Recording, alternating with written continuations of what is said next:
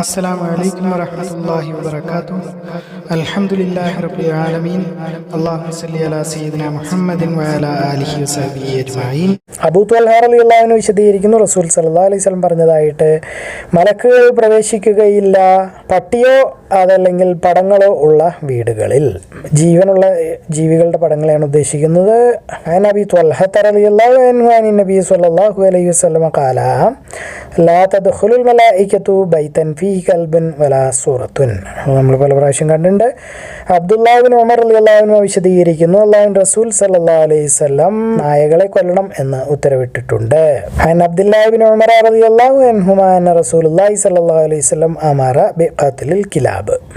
അതിൻ്റെ വിശദീകരണത്തിൽ പറയുന്നു, സഹാബികളുടെ ഇടയിൽ ചെറിയൊരു അഭിപ്രായ വ്യത്യാസം ഉണ്ട്. റസൂൽ സല്ലല്ലാഹു അലൈഹി വസല്ലം പറഞ്ഞിരിക്കുന്നത് പട്ടികളെ കൊല്ലണം എന്നായിരിക്കും എന്ന്. പക്ഷെ പണ്ഡിതന്മാർ ഇതിൽ അഭിപ്രായ വ്യത്യാസത്തിലാണ്.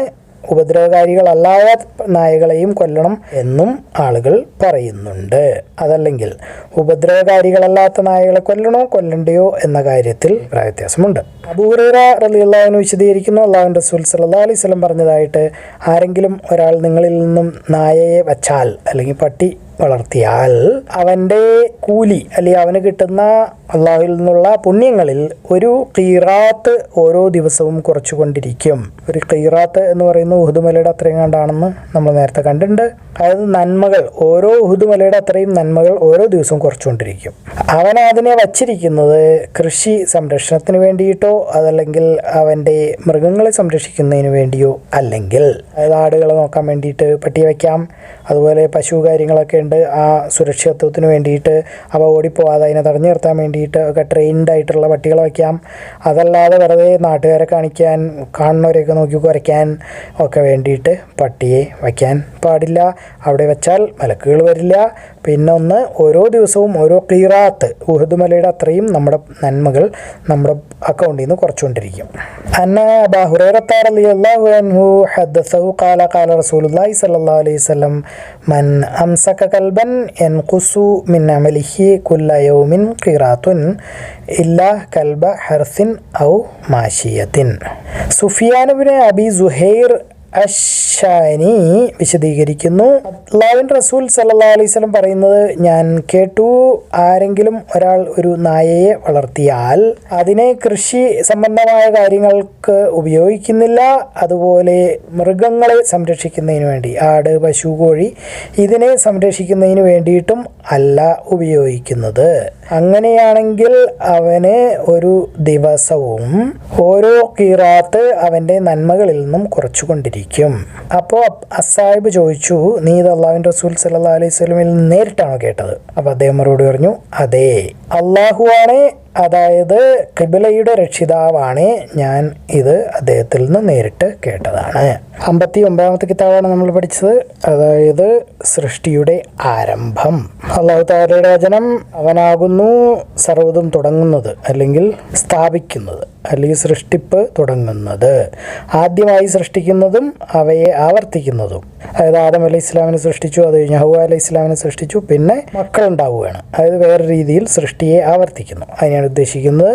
പിന്നെ ഇവയെല്ലാം നശിച്ചു പോയി കഴിഞ്ഞാൽ അവയെ ഉയർത്തെഴുന്നേൽപ്പിക്കുകയും ചെയ്യും ഖിയാമത്ത് നാള്. അതല്ലെങ്കിൽ പുല്ലുകളൊക്കെ ഉണങ്ങിപ്പോയ സ്ഥലത്ത് മഴ പെയ്യുമ്പോൾ പുല്ലുകൾ മുളച്ചു വരുന്നത്, അങ്ങനെയൊക്കെയുണ്ട്. ഇതൊക്കെ വളരെ എളുപ്പമുള്ള കാര്യമാകുന്നു അള്ളാഹുവിന്. 7 ഭൂമികളെപ്പറ്റി എന്താണ് പറഞ്ഞിരിക്കുന്നത്? 7 ആകാശങ്ങളെ സൃഷ്ടിച്ചിരിക്കുന്നു, അതുപോലെ ഭൂമിയെയും. അപ്പോൾ അതിൽ നിന്ന് മനസ്സിലാക്കുന്നത് 7 ഭൂമികളും ഉണ്ട് എന്നാണ്. വമിനൽ അർളി മിത്ലഹുന്ന. നക്ഷത്രങ്ങളെപ്പറ്റി എന്താണ് പറഞ്ഞിരിക്കുന്നത്? അവയെ 1-ാം ആകാശത്തിലെ അലങ്കാര വിളക്കുകളാക്കിയിട്ടാണ് അള്ളാഹു വച്ചിരിക്കുന്നത്.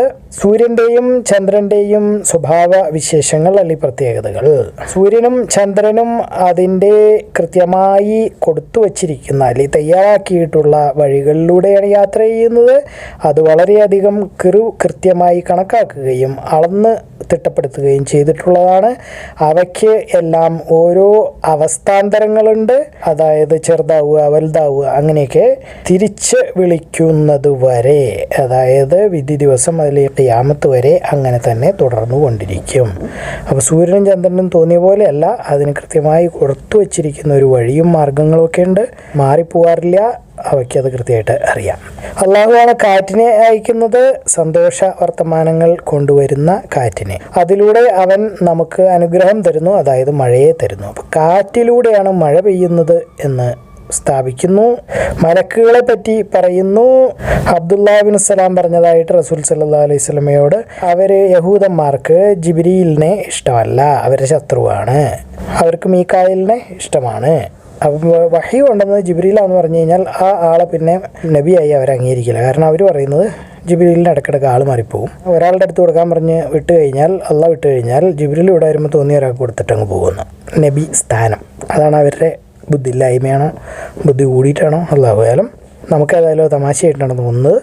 മലക്കുകൾക്ക് ചിറകുണ്ട്, 2, 3 പിന്നെ അതിൽ കൂടുതൽ ഉണ്ട് എന്നൊക്കെ പറഞ്ഞിട്ട് ഖുർആനിൽ ആയത്തുകളുണ്ട്.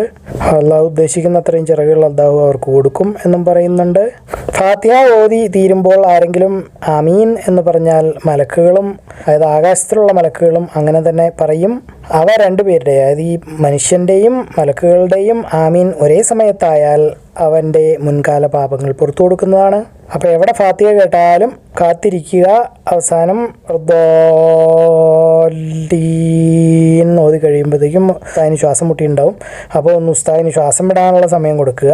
ചിലർ ഉസ്താദ് ഉറക്കെ പറയും, ചിലർ പതുക്കെ പറയും. അപ്പോൾ ഒരു ആമീൻ ഉസ്താദിന് ശ്വാസം വിട്ടിട്ട് പറയാനുള്ള ഒരു സമയം കണക്കാക്കിയിട്ട് ആമീൻ പറഞ്ഞാൽ ഒരുപക്ഷെ മലക്കുകളുടെ ആമീനുമായി നമ്മുടെ ആമീൻ ചേർന്ന് വരാനുള്ള സാധ്യത ഉണ്ട്. സ്വർഗത്തിൻ്റെ വിശേഷണങ്ങൾ അല്ലെങ്കിൽ വിശദീകരണങ്ങൾ പണ്ടേ സൃഷ്ടിച്ചു വച്ചിട്ടുണ്ട്. ഈ സമയത്ത് അത് നിലവിൽ ഉണ്ട്, അല്ലാതെ ഇനി പിന്നീട് ഉണ്ടാക്കാനുള്ളൊരു സാധനമൊന്നുമല്ല. എവിടെയോ സ്വർഗം ഓൾറെഡി ഉണ്ട് എന്ന് ഇതിലൂടെ പറയുന്നു. സ്വർഗത്തിൻ്റെ ഗേറ്റുകളുടെ പ്രത്യേകതകൾ നമ്മൾ കണ്ടിരുന്നു. നരകത്തിന് 7 വാതിലുകളുണ്ട്, അതുപോലെ സ്വർഗത്തിന് 8 വാതിലുകളുണ്ട്. കാരണം അള്ളാഹുവിൻ്റെ അനുഗ്രഹം ശിക്ഷയെക്കാളും കൂടിയതാണ്. അപ്പോൾ ശിക്ഷയ്ക്ക് 7 വാതിലേ ഉള്ളൂ, സ്വർഗത്തിന് 8 വാതിലുകളുണ്ട്. അതിൽ ഒന്നിൻ്റെ പേരാണ് റയ്യാൻ എന്ന് പറയുന്നത്, അതായത് നോമ്പുകാർ പോകുന്ന വാതിലാണത്. അപ്പോൾ നമുക്കൊക്കെ അതിൽ പോകാൻ പറ്റട്ടെ, ആമീൻ. അപ്പോൾ അതുപോലെ നിസ്കാരക്കാർക്കുള്ളതുണ്ട്, ഹജ്ജുകാർക്കുള്ളതുണ്ട്, അങ്ങനെ പല വാതിലുകളും ഉണ്ട്. നരകത്തീയുടെ വിശദീകരണങ്ങൾ അതിനെപ്പറ്റി ഓക്കെ, അതെങ്ങനെയാണ് അതിനെ സൃഷ്ടിച്ചിരിക്കുന്നത്, അതെങ്ങനെയാണ് ഇരിക്കുന്നത്, കറുത്ത തീയാണെന്നൊക്കെ നമുക്ക് അറിയാം. പിന്നെ അതുമാത്രമല്ല, കൊല്ലത്തിലൊരിക്കൽ വലിയ ചൂടുള്ള ഒരു ദിവസവും അതുപോലെ വലിയ തണുപ്പുള്ള ഒരു ദിവസവും ഉണ്ട്. അന്ന് നരകം ഒരു നിശ്വാസം വിടുന്നതാണ്. കൊല്ലത്തിലോ 2 പ്രാവശ്യം ഇങ്ങനെ ശ്വാസം വലിച്ചു വിടാൻ, അല്ലെങ്കിൽ നിശ്വാസം, കാരണം നരകത്തിൻ്റെ ചൂട് കാരണം നരകത്തിൻ്റെ തന്നെ ഭാഗങ്ങൾ ഇല്ലാതെയായി പോയിക്കൊണ്ടിരിക്കുകയാണ്, ദ്രവിച്ച്. അപ്പോൾ പടച്ചവൻ്റെ അടുത്ത് പോയി പരാതി പറഞ്ഞു, പടച്ചവനെ എൻ്റെ തീ എന്നെ തന്നെ കാർന്ന് തിന്നുന്നു, അപ്പോൾ എനിക്ക് എന്തെങ്കിലും ഒരു ആശ്വാസം തരണേന്ന് പറഞ്ഞപ്പോൾ ശരി, നീ 2 പ്രാവശ്യം ശ്വാസം വിട്ടോളാൻ പറഞ്ഞു. അതാണ് അള്ളാഹു കൊടുത്തിരിക്കുന്നത്. അപ്പോൾ ആ സമയത്താണ് ഭൂമിയിൽ ഏറ്റവും കൂടുതൽ തണുപ്പുള്ള ദിവസവും ഏറ്റവും കൂടുതൽ ചൂടുള്ള ദിവസവും ഉണ്ടാകുന്നത്. ഇബ്ലീസിൻ്റെയും അവൻ്റെ പട്ടാളക്കാരുടെയും സ്വഭാവങ്ങൾ, അല്ലെങ്കിൽ അവയെ പറ്റിയിട്ടുള്ള വിശദീകരണങ്ങൾ. ഇബ്ലീസ് എന്ന് പറഞ്ഞാൽ ഷെയ്ത്വാൻ ആണ് ഉദ്ദേശിക്കുന്നത്. ഇബ്ലീസ് എന്ന് പറയുന്നത് അവൻ്റെ പേര് അല്ല, വേറെന്തോ പേരാണ്. പലരും പല ഉസ്താക്കന്മാരും പറയുന്നുണ്ട്. സഹിഹ് ഹദീസിൽ അല്ലെങ്കിൽ ഖുർആനിൽ എവിടെയും ഇല്ലാത്തതുകൊണ്ട് നമുക്ക് തൽക്കാലം ഇബ്ലീസ് എന്ന് തന്നെ വിളിച്ചാൽ മതി, അല്ലെങ്കിൽ ഷെയ്ത്വാൻ എന്ന് പറഞ്ഞാൽ മതി. മനുഷ്യർക്ക് സ്വർഗമുണ്ട്, നരകമുണ്ട് എന്നൊക്കെ നമുക്കറിയാം. ഹിസാബുണ്ട്, ലോകമുണ്ട്, ഖിയാമത്ത് നാളുണ്ട്, ഖബറിൽ ചോദ്യം ചെയ്യലുണ്ട്, ഇതൊക്കെ നമുക്കറിയാം. ഇതുപോലെയൊക്കെ ജിന്നുകൾക്കുണ്ടോ എന്നുള്ള കാര്യം നമ്മൾ കണ്ടു. ഉണ്ട്. ജിന്നുകളും കണക്ക് നോക്കാൻ അവരവരുടെ പുസ്തകങ്ങളൊക്കെ ആയിട്ട് വരുന്നതാണ് നമ്മളെപ്പോലെ. അള്ളാഹു ജലാലിൻ്റെ വചനം ഖുർആനിലൂടെ പറയുന്നു. എന്നിട്ട് നിങ്ങൾ ഓർക്കുക, നാം നിങ്ങളിലേക്ക് അയച്ചു, മുഹമ്മദ് സല്ലല്ലാഹു അലൈഹി വസല്ലമയിലേക്ക് ഒരു കൂട്ടം ജിന്നുകളെ, അതായത് അത് 3 മുതൽ 10 ജിന്നുകൾ വരെ ഉണ്ടായിരുന്നു എന്ന് നമ്മൾ കണ്ടു. അതായത് റസൂൽ സല്ലല്ലാഹു അലൈഹി വസല്ലമയുടെ അടുത്ത് പല പ്രാവശ്യം ജിന്നുകൾ വന്ന് പലതും പഠിച്ചിട്ട് പോയിട്ടുണ്ട്. പ്രധാനമായിട്ടും നമുക്കറിയാവുന്നത് ത്വായിഫിൽ നിന്ന് വരുന്ന വഴിക്ക് ജിന്നുകൾ രാത്രിയിൽ റസൂലിനെ കണ്ട് അത്ഭുതപ്പെട്ട് റസൂലിൻ്റെ ഖുർആനിൽ വിശ്വസിച്ച് റസൂലിൽ വിശ്വസിച്ച് സന്തോഷത്തോടുകൂടി അവരുടെ ആളുകളുടെ ഇടയിലേക്ക് തിരിച്ചുപോയി ദഅവ ചെയ്തോളാം എന്ന് പറഞ്ഞുകൊണ്ട്. അതുകൂടാതെ പല പ്രാവശ്യവും റസൂൽ സല്ലല്ലാഹു അലൈഹി വസല്ലം യാത്ര ചെയ്തിട്ടുണ്ട്. ഇതിനൊക്കെ കൃത്യമായ തെളിവുകളോ ഹദീസുകളോ ഇല്ല. കാരണം 7 ഭൂമികളുണ്ടെന്നറിയാം, ആകാശങ്ങളുണ്ട്. അപ്പോൾ ഈ ലോകത്തിലുള്ള സർവ്വ ലോകങ്ങൾക്കും വേണ്ടിയിട്ടുള്ള അന്ത്യപ്രവാചകനാണ്. അപ്പോൾ പലർക്കും പലപ്പോഴും ഒക്കെ ആയിട്ട് പോയിട്ടുണ്ട്. ജൂജ് എന്ന് മറഞ്ഞിരിക്കുന്ന, നമുക്ക് കാണാൻ പറ്റാത്ത മതിലിനപ്പുറത്തോ അല്ലെങ്കിൽ മൂടിക്കളഞ്ഞ ഏതോ സ്ഥലത്തോ ഒളിച്ചിരിക്കുന്ന, അല്ലെങ്കിൽ വേറെ ഏതോ ഭൂമിയിൽ ജീവിക്കുന്ന അവയുടെ അടുത്ത് വരെ പോയിട്ടുണ്ടായിരുന്നു എന്നും അവർ ഇസ്ലാം സ്വീകരിച്ചില്ല, പൂർണ്ണമായിട്ടും നിരസിച്ചു. അതായത് ഒരൊറ്റ യജൂജ് മനുഷ്യൻ, ആദം സന്തതികളാണ്, അതിൽ നിന്നൊന്നും വിശ്വസിച്ചില്ല, എല്ലാവരും എതിരായി നിന്നു, റസൂൽ തിരിച്ചു പോന്നു എന്നാണ് പറയുന്നത്. അപ്പോൾ അതായത് റസൂൽ ഒരുപാട് യാത്രകളൊക്കെ നടത്തിയിട്ടുണ്ട്, എല്ലാത്തിനൊന്നും കൃത്യമായ തെളിവില്ല, അതുകൊണ്ട് അതവിടെ നിൽക്കട്ടെ. പിന്നെ അള്ളാഹുവിൻ്റെ വചനം, ജീവനുള്ള പല രീതിയിലുള്ള സൃഷ്ടികളെയും അല്ലെങ്കിൽ ജീവജാലങ്ങളെയും അള്ളാഹു ഭൂമിയിൽ നിരത്തിയിരിക്കുന്നു. അപ്പോൾ നമുക്കറിയാവുന്ന മലക്ക്, ജിന്ന്, മനുഷ്യൻ, പിന്നെ മൃഗങ്ങളുണ്ട്, മരങ്ങളുണ്ട്. ഇതൊക്കെ കൂടാതെ നമുക്ക് കാണാൻ പറ്റാത്ത ഫംഗസ്, ബാക്ടീരിയ ഒക്കെ ഉണ്ട്. ഇതുകൂടാതെ വേറെ എന്തൊക്കെയോ ജീവികൾ ഉണ്ട്. നമ്മൾ തമ്മിൽ ക്രോസ് ചെയ്യാറില്ല അല്ലെങ്കിൽ കൂട്ടിയിടിക്കാറില്ല. വേറെ ഏതെങ്കിലും ഡയമെൻഷൻ അല്ലെങ്കിൽ മാനം എന്നാണ് പറയുക അതിനെ, ദ്വിമാനം, ത്രിമാനം. അപ്പോൾ അതുപോലെ ഏതോ രീതിയിലാണ് അവരൊക്കെ ജീവിക്കുന്നത്. അതുകൊണ്ട് നമുക്ക് അവയുമായി ബുദ്ധിമുട്ടില്ല. നമ്മളുടെ മുകളിലുള്ള മാനത്തിൽ ജീവിക്കുന്ന ആളുകൾക്ക് നമ്മളെ കാണാം, അതായത് ഈ ജിന്നുകൾക്കൊക്കെ നമ്മളെ കാണാം. മുകളിലുള്ളവരെ താഴെയുള്ളവർക്ക് കാണാൻ പറ്റില്ല, കാരണം അവർ താഴേക്കിടയിലുള്ളവരാകുന്നു. അപ്പോൾ നമുക്ക് ജിന്നുകളെ കാണാൻ പറ്റില്ല. അതുപോലെ തന്നെ ജിന്നുകൾക്കും മുകളിലാണ് മലക്കുകൾ ജീവിക്കുന്നത്. അതുകൊണ്ട് മലക്കുകൾക്ക് ജിന്നുകൾ കാണാം, മനുഷ്യരെ കാണാം. പക്ഷേ മനുഷ്യർക്കും ജിന്നുകൾക്കും മലക്കുകളെ കാണാൻ പറ്റില്ല. അപ്പോൾ അതുപോലെ ഇതിൻ്റെ ഇടയിൽ ആരെങ്കിലുമൊക്കെ ഉണ്ടോ എന്നൊന്നും നമുക്കറിയില്ല. പക്ഷേ ഉണ്ട് എന്ന് നമുക്ക് ഊഹിക്കുന്നതായിരിക്കും നല്ലത്. കാരണം ഒരുപാട് തരത്തിലുള്ള ജീവജാലങ്ങളെ അള്ളാഹു സൃഷ്ടിക്കുന്നു. കാരണം അള്ളാഹു ഖാലിഖാണ്, സൃഷ്ടാവാണ്. പലരും നമ്മൾ ഉദ്ദേശിക്കുന്നത് പറഞ്ഞാൽ അള്ളാഹു സൃഷ്ടിപ്പൊക്കെ നിർത്തി, പരിപാടിയൊക്കെ നിർത്തി, ഇപ്പോൾ റിട്ടയറായിട്ട് വെറുതെ ഇരിക്കുകയാണ് എന്നുള്ള രീതിയിലാണ് പലരും അതിനെ ചിന്തിക്കുക. അല്ല, അള്ളാഹു ഇപ്പോഴും ഓരോന്ന് സൃഷ്ടിച്ചുകൊണ്ടിരിക്കുകയാണ്. മനുഷ്യന് മേലെയുള്ളതിനെയോ അല്ലെങ്കിൽ മനുഷ്യനേക്കാൾ താഴെയുള്ളതിനെയോ അല്ലെങ്കിൽ മനുഷ്യനെ പോലെയുള്ളതിനെയോ വേറെ ലോകങ്ങളിൽ, വേറെ സ്ഥലങ്ങളിലൊക്കെ സൃഷ്ടിച്ചുകൊണ്ടിരിക്കുകയാണ്.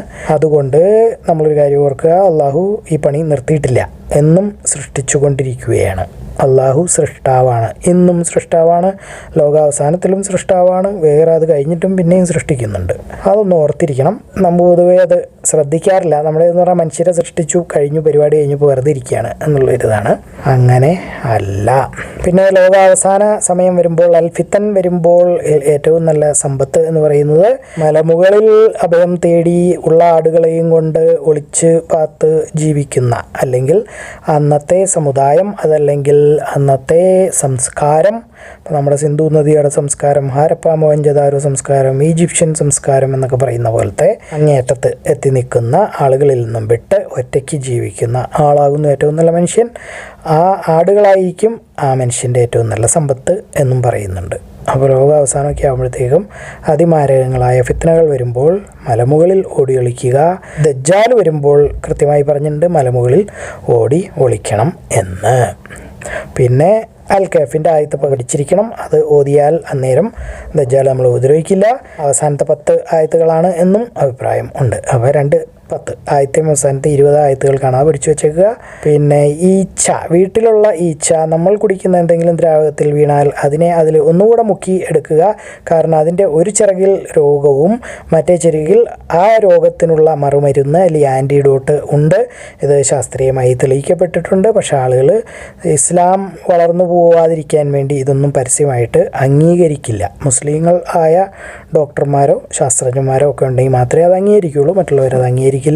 ഒരു ഈച്ചയെ നമ്മൾ ചായ കുടിച്ചുകൊണ്ടിരിക്കുന്നു, അതിൽ വീണു, ഒന്നുകൂടെ അതിനകത്ത് മുക്കിയിട്ട് അതിനെ കളഞ്ഞിട്ട് നമുക്ക് ആ ചായ കുടിക്കാം എന്ന് പറഞ്ഞാൽ ആളുകൾ ചിരിക്കുകയുള്ളൂ. അത് കമത്തി കളഞ്ഞിട്ട് പാത്രം കഴുകി വയ്ക്കാൻ പറയും. അതാണ് എല്ലാവരും ചെയ്യുന്നത്. നമ്മളോടൊക്കെ അത് തന്നെ ചെയ്യാൻ നമുക്കൊരു മടിയായിരിക്കും.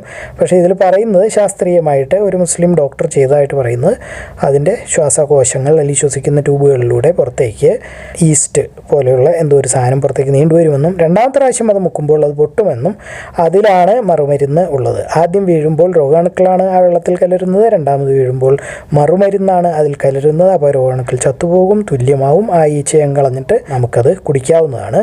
ഇതിപ്പോൾ അവിശ്വാസികൾക്കോ അതല്ലെങ്കിൽ ഈമാൻ കുറവുള്ളവർക്കോ അല്ലെങ്കിൽ വലിയ സ്മാർട്ടാണ് എന്നൊക്കെ വിചാരിച്ച് നടക്കുന്ന ആളുകൾക്കൊക്കെ, മുസ്ലിം ആണെങ്കിൽ പോലും ഇതൊക്കെ തമാശയായിട്ടോ അല്ലെങ്കിൽ വെളിപ്പായിട്ടോ അല്ലെങ്കിൽ കാലത്തിന് ചേരാത്ത പഴയ എന്തോ കഥയൊക്കെ ആയിട്ടൊക്കെ തോന്നിയേക്കാം. നമ്മൾ ഇതോടുകൂടി ഈ കിതാബ് കഴിയുന്നു. വളരെ വലിയ കിതാബായിരുന്നു, സൃഷ്ടിയുടെ കിതാബ്. ഇതിലൂടെ നമ്മൾ പഠിച്ചത് അള്ളാഹു നമ്മൾക്ക് ഉപകാരപ്രദമാക്കി തരട്ടെ. ആമീൻ. അല്ലാഹുമ്മ ഗഫിർ ലിൽ മുഅ്മിനീന വൽ മുഅ്മിനാത്ത് വൽ മുസ്ലിമീന വൽ മുസ്ലിമാത്ത്. അല്ലാഹുമ്മ അഇസ്സൽ ഇസ്ലാം വൽ മുസ്ലിമീൻ. ആമീൻ യാ റബ്ബൽ ആലമീൻ. അല്ലാഹു അഅലം. അല്ലാഹു എല്ലാ കാര്യങ്ങളും ഏറ്റവും നന്നായി അറിയുന്നു. നിങ്ങളിത് കാണുക, ഖുർആൻ പഠിക്കുക, എല്ലാവരിലേക്ക് എത്തിച്ചു കൊടുക്കുക. ബാറക്കല്ലാഹു ലി വലക്കും. അസ്സലാമു അലൈക്കും വറഹ്മത്തുള്ളാഹി വബറകാതുഹു.